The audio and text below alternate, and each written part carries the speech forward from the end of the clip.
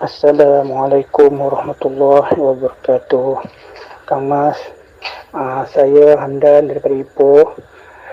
Dengan ini ingin mengajukan satu soalan berkenaan dengan kun hatitah, iaitu yang menjelaskan tentang nama diri kita. Dalam satu ayat yang diberitahu dengan saya, dia kata jangan dicari Allah kerana Allah telah lenyap menjadi nyawa sekalian batang tubuh. Yang kun hatitah, nama diri engkau itu. Mohon diberi penjelasan tentang perkara yang tentang kun hatitah tersebut. Ada yang mengatakan itulah nama diri yang dipanggil Allah ketika semasa kita lahir ke dunia, dan nama itu yang dipanggil ketika kita pulang kepadanya. InsyaAllah minta Kang dengan izinnya dapat memberi penjelasan, pencerahan tentang perkara tersebut. InsyaAllah. Terima kasih. Assalamualaikum. Assalamualaikum warahmatullahi wabarakatuh. Bismillahirrahmanirrahim. Ashhadu an la ilaha illallah wa ashhadu anna Muhammadar Rasulullah. Allahumma salli ala sayyidina Muhammad wa ala ali sayyidina Muhammad.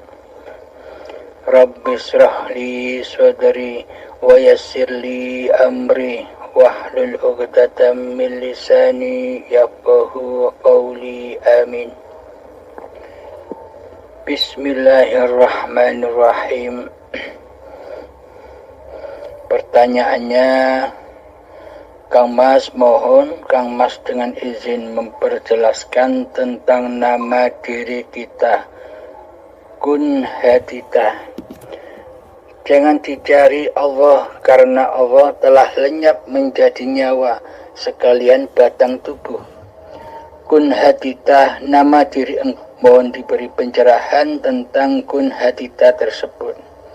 Ada yang mengatakan itulah nama diri yang dipanggil Allah ketika lahir ke dunia dan ketika dipanggil pulang kepadanya.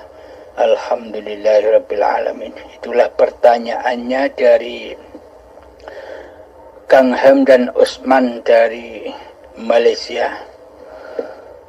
Bismillahirrahmanirrahim. Di sini penjelasannya saya buat sesimpel mungkin biar gak bingung. Kita telah ketahui bersama bahwa nama Allah itu ada 99 Asmaul Husna. Ada yang menyebutkan carilah nama Allah yang ke-100 itu, maka engkau akan bertemu Tuhanmu.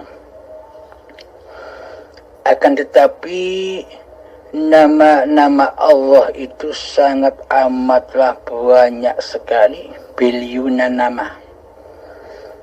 Apa-apa yang disebut-sebutkan manusia, semua itu asma Allah, kalamullah, sifatnya hidup. Apapun yang disebut-sebutkan manusia, apapun yang dikalam-kalamkan manusia, semuanya itu termasuk asma Allah, nama-namanya Allah. Contoh, Allah pembunuh, itu juga asmanya Allah. Muhammad, bukan kamu yang membunuh, tapi akulah yang membunuh. Muhammad, bukan kamu yang melempar, akulah yang melempar. Nah, ini melempar itu kan juga asma Allah. Muhammad, bukan kamu yang memanah, akan tetapi akulah yang memanah. Nah, memanah ini pun juga asmanya Allah. Seluruh apa yang diperbincangkan oleh manusia, hakikatnya semuanya Allah. Maka dari itu, carilah nama Allah yang ke-100 Siapakah nama Allah yang 100 itu? Nama Allah yang ke-100 itu tak lain dan tak bukan adalah nama masing-masing diri manusia kita. Seluruh manusia, namanya seluruh manusia itu adalah nama Allah yang ke-100. Banyak bukan? Nah, bila kita sudah mengetahui, memahami nama Allah yang ke-100, yakni nama diri kita sendiri, nama badan kita sendiri, itulah nama Allah yang ke-100. Jadi setelah ketemu dengan nama kita sendiri, nama Allah yang ke-100, maka leburkanlah lagi di hati kita, jadi kembali menjadi nama Allah. Ingat, di dalam hati kita sudah tak bernama manusia lagi. Hidup kita bukan nama manusia lagi. Badan boleh bernama manusia, akan tetapi hidup tetaplah nama Allah, bukan nama manusia. Selama ini kita merasakan bahwa badan dan hidup ini namanya sama. Seumpama nama saya Abdul Halim, maka yang bergerak menuju siapa yang memanggil kita kan hidup yang melangkah, hidup yang mendekati siapa yang menyebut nama kita. Ketika kita dipanggil Abdul Halim, kan yang noleh bukan badan hakikatnya. Hakikatnya yang menoleh adalah hidup. Selama ini hidup kita namakan persis dengan nama badan kita, yakni nama hidup dan badan sama, yakni nama manusia kita. Dengan inilah maka teraku-akuilah hidup ini hidup manusianya. Maka dari itu, ketika manusia masih belum mengenal hidup yang menghidupi badan-badan ini, maka selamanya ibadah apapun, sholat apapun, tinggi ilmu syariat apapun, ketika kita belum mengenal siapakah hidup ini, maka semuanya akan terbakar di dalam hawa nafsu kita sendiri, dimakan oleh kita sendiri, dipersembahkan kepada hawa nafsu kita sendiri selama ini. Terbukti seluruh amal ibadah kita, seluruh sholat kita pasti kembalinya, roji'unya kepada diri manusianya, linafsi, bukan lillahi ta'ala. Karena nama hidupnya masih nama manusianya. Dikira hidup ini hidup manusianya, dikira hidup ini bernama seperti nama manusianya. Maka dari itu sebenarnya dan sesungguhnya nama Allah yang ke-100 itu, yang rahasia itu adalah nama diri kita masing-masing, nama tiap-tiap diri manusia. Itulah nama Allah yang ke-100. Maka lenyapkanlah nama Allah yang ke-100 itu, maka lenyapkanlah nama-nama diri badan kita ini. Jangan dinisbatkan kepada hidup.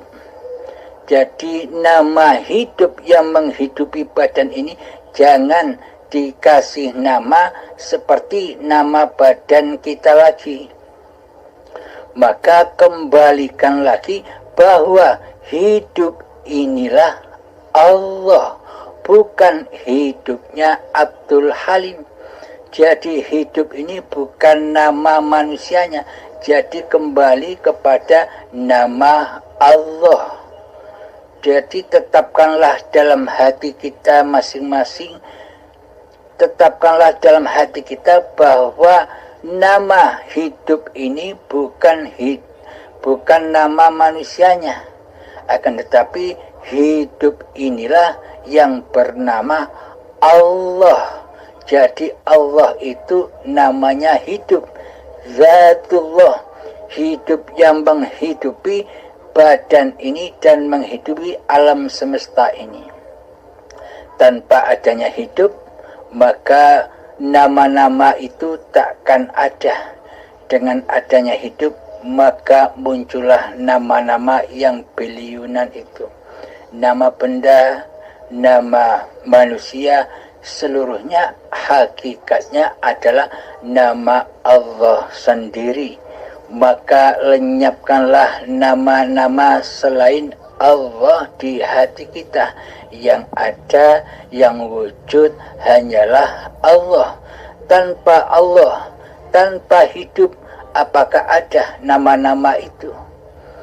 Nama-nama yang banyak sekali yang disebut-sebut oleh manusia, yang diperdebatkan oleh manusia, semuanya kan mengandung nama Allah, mengandung ayat-ayat Allah, mengandung hidup. Tanpa adanya hidup, maka tak akan ada sesebutan-sesebutan. Dengan adanya hiduplah, maka terwujudlah sesebutan-sesebutan di pagelaran dunia dan alam semesta ini. Begitu Kang Mas, semoga bisa dipahami. Bila ada pertanyaan lagi, silahkan. Terima kasih. Alhamdulillah Kang Mas, terima kasih. Jelaslah penjelasan tu terang dan mudah difahami. Sekarang saya sudah jelas. Terima kasih banyak Kang Mas. Alhamdulillah. Alhamdulillahirrabbilalamin. Saya tambahkan lagi, ketika hidup ini sudah nyata di dalam hati kita, ketika Allah kita nyatakan sebagai nama hidup yang menghidupi manusia ini, maka ketika kita sholat, ketika kita beribadah, ketika kita beraktivitas apa saja, hati selalu menyaksikan hidup. Hati selalu menyaksikan Allah lah yang berkuasa atas badan ini ketika sholat. Allah lah, hiduplah yang menguasakan badan ini ketika ibadah. Dan Allah lah yang berkuasa atas badan ini apapun kegiatannya. Jadi inilah yang disebut alam lillahi ta'ala. Inilah yang disebut mi'raj. Inilah yang disebut tajalli. Inilah yang disebut liqa. Inilah yang disebut musyahadah. Inilah yang disebut syahadat. Jika hati sudah bisa menyatakan bahwa hidup ini Allah, inilah yang dimaksud syahadat. Hidup yang mengutus badan, hidup yang mempergerakkan badan, hidup yang memperjalankan badan. Aktivitas apapun yang dikerjakan oleh badan, semuanya adalah perintahnya hidup, perintahnya Allah. Maka ketika hati sudah nyata Allahnya, maka seluruh apapun yang tergerakkan oleh badan-badan ini semuanya menjadi amal yang soleh. Karena amalnya, karena ibadahnya, karena sholatnya sudah tidak diakui lagi oleh kekuasaan atau kehidupan diri manusianya. Maka semuanya kembali menjadi amaliyah yang bakok, yang kekal. Maksudnya bagaimana? karena Allah lah yang maha kekal yang mengerjakannya, yang beraf'al di dalamnya. Inilah yang dinamakan alam baqo. Ketika wujud di hati ini masih berupa wujud manusianya, masih berupa hidup dan nama manusianya, inilah yang dikatakan amaliyah yang fana, amal yang hancur. Apapun yang dikerjakan, sholat apapun, ibadah apapun, sebanyak apapun, semuanya malah menjadi racun ketika wujud manusianya masih menguasai hati. Maka dari itu persembahkan kembali bahwa hidup ini Allah. Maka ketika sudah nyata bahwa hidup ini Allah, maka seluruh amaliyah manusia akan kembali kepada yang baqo, yakni Allah lah yang menguasai singgasananya hati masing-masing diri manusianya. Demikian Kang Mas, semoga bisa dipahami. Assalamualaikum warahmatullahi wabarakatuh. Alhamdulillah Kang Mas, semua jelas. Terima kasih banyak. Alhamdulillah. InsyaAllah nanti ada apa-apa kemuskilan, InsyaAllah saya akan kemukakan. InsyaAllah terima kasih buat sementara ini. Alhamdulillah semua jelas. Alhamdulillah. Terima kasih. Assalamualaikum. Waalaikumsalam warahmatullahi wabarakatuh. Alhamdulillahi rabbil alamin. Assalamualaikum warahmatullahi wabarakatuh. Ini Kang, saya mau nanya, apa benar batin itu zat? Kalau memang benar batin itu zat, bagaimana dengan hidup? Sementara tanpa hidup, maka batin itu saya yakin tidak ada. Dan kalau memang demikian, apa yang disebut dengan batin itu sendiri? Terima kasih. Mohon dijelaskan Kang. Terima kasih. Assalamualaikum warahmatullahi wabarakatuh. Waalaikumsalam warahmatullahi wabarakatuh. Alhamdulillahi rabbil alamin. Zatullah, sifatullah, asma'ullah, af'alullah. Zatullah, sifatullah, af'alullah, asma'ullah. Zat, sifat, asma dan af'al itu ahad, tidak bisa dipisah-pisahkan. Seperti syariat, toreko, hakikat dan makrifat tidak bisa terpisah. Adanya syariat karena adanya makrifat, adanya toreko karena adanya makrifat, adanya hakikat pun karena adanya makrifat. Jadi makrifat itulah penguasa hakikat, toreko dan syariat. Jadi satu kesatuan, ahad. Bagi manusia yang sudah mengenal Allah. Bagi manusia yang belum mengenal Allah, seakan-akan beda. Syariat, toreko, hakikat dan makrifat beda-beda, sendiri-sendiri bagi manusia yang belum mengenal Tuhannya. Akan tetapi bagi manusia yang sudah mengenal Tuhannya, maka semua syariat yang berlaku atas dirinya seluruhnya adalah syariatullah.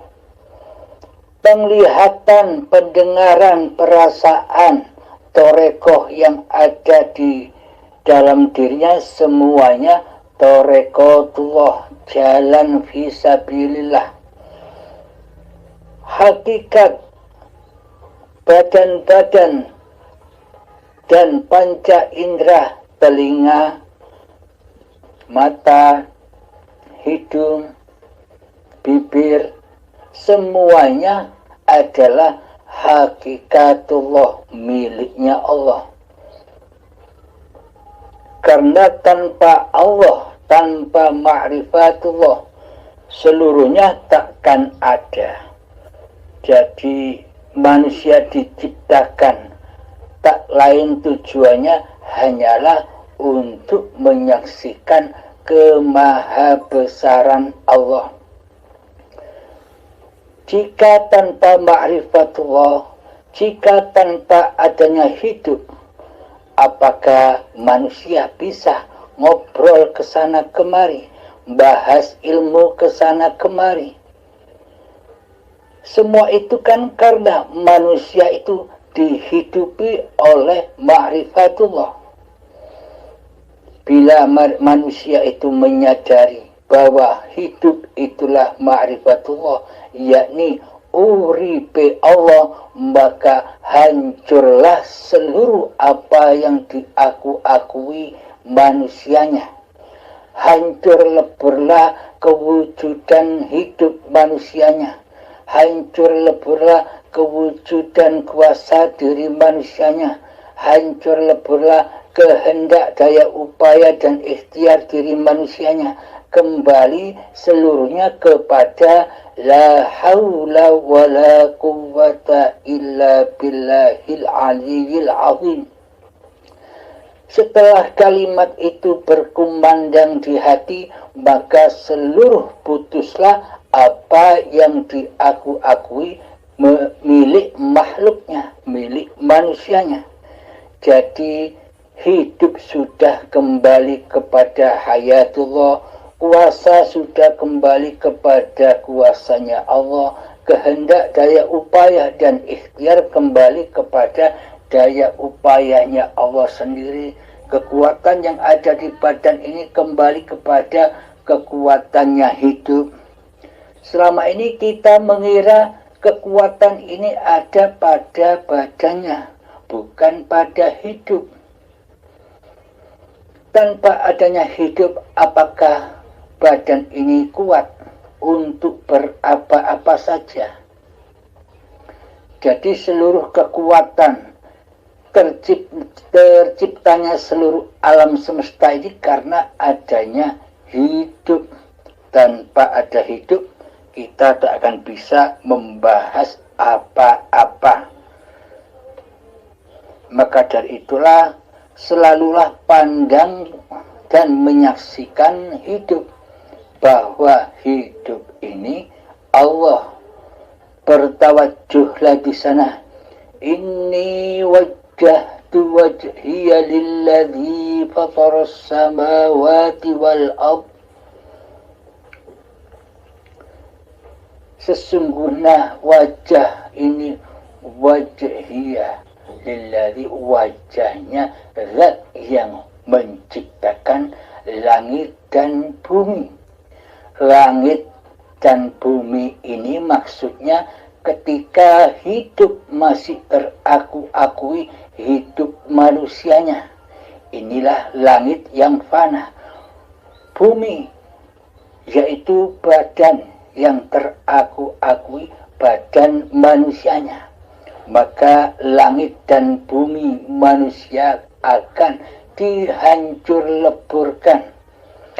Baik saat ini dengan rela hati dan ridho kepada Allah untuk menghancurkan langit dan buminya manusia. Sehingga nyatalah Allah hidup yang menciptakan langit dan bumi ini. Atau nanti dikembalikan dengan paksa ketika ajal menjemput. Semua tergantung diri kita masing-masing. Pilihan ada pada diri kita masing-masing. Mau kembali rojiun kepada Allah nanti atau sekarang. Jadi matilah kamu sebelum matimu. Yakni yang dimaksud matilah kamu sebelum matimu itu, yakni sekarang ini jangan mengaku-ngaku bisa mentuhani hidup dan badan ini. Kembalikanlah, rojiunkanlah bahwa hidup dan badan ini milik Allah.